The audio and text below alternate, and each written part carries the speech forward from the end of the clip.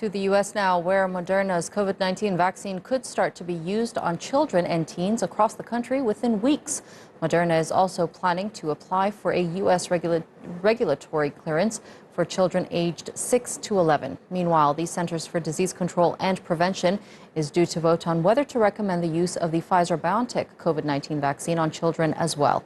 If approved, the vaccine will be rolled out for use within days. Hadia Al-Alawi reports. The U.S. was one of the first countries in the world to approve the Pfizer-BioNTech jab for use on children over the age of 12 back in May. But now comes a more difficult phase, vaccinating those aged between 5 and 11. About 28 million children in the U.S. could be eligible for the two-shot vaccine given 3 weeks apart. But one of the main hurdles to overcome is hesitant parents. Something that's documented that's extremely helpful or whatever, then we would have to consider it. I myself has been vaccinated among the first ones, so I really want him to get vaccinated as well. And so as soon as it becomes available, we'll go and get that vaccine. Battling a surge of cases, many countries have started vaccinating children over 12.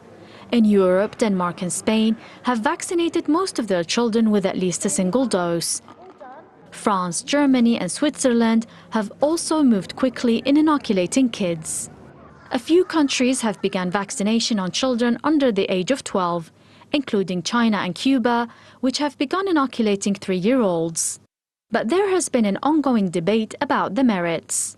While children dying from the virus or becoming seriously ill is rare, cases are rising due to the quick transmission of the Delta variant, and they could pass on COVID-19 to those at higher risk of complications.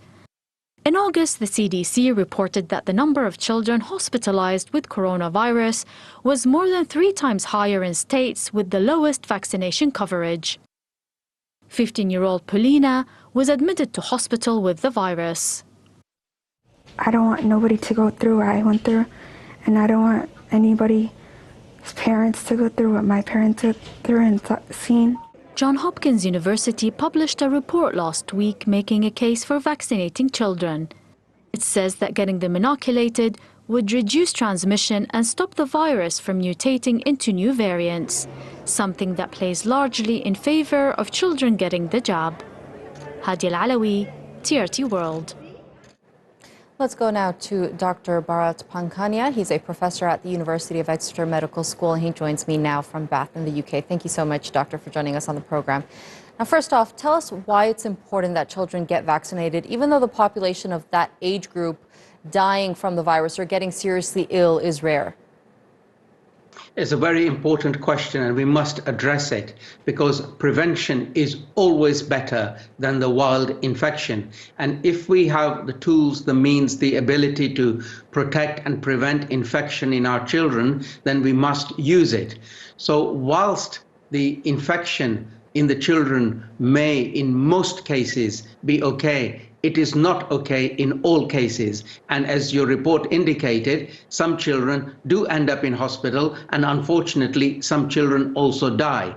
The further important measure also is that if you suppress infections in all age groups, it reduces the number of viruses in circulation, and it also reduces, as the Johns Hopkins report clearly shows, the emergence of variants of concern. Right, and children have often been described as one of the main sources of spreading the virus, especially when attending school. How much more quickly can we stop this pandemic if more children get inoculated? Well, it's a double-edged thing. It's not only the children, but children as well as adults in other parts of the world where they've received no vaccines.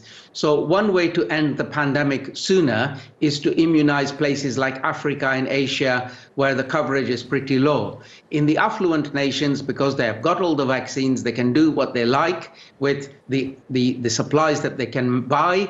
Then, of course, if they can, it is a good thing to also immunize the younger age groups. Right. I think it's understandable that parents would be hesitant to go through with vaccinating their children. What would you say to those parents who decide to stay on the safe side, as they would describe it? Well, these vaccines are not deployed without putting them through trials. So the trials have been done by Pfizer BioNTech, and the vaccines have been found to be very good, very, very good in eliciting a good immune response with the doses given. And it is protection, it is prevention, it is, on balance, a better thing to do, immunize, rather than risk a wild infection where we don't know what the outcome would be. All right, Dr. Bharat Pankhania, thank you so much for joining us on the NewsHour.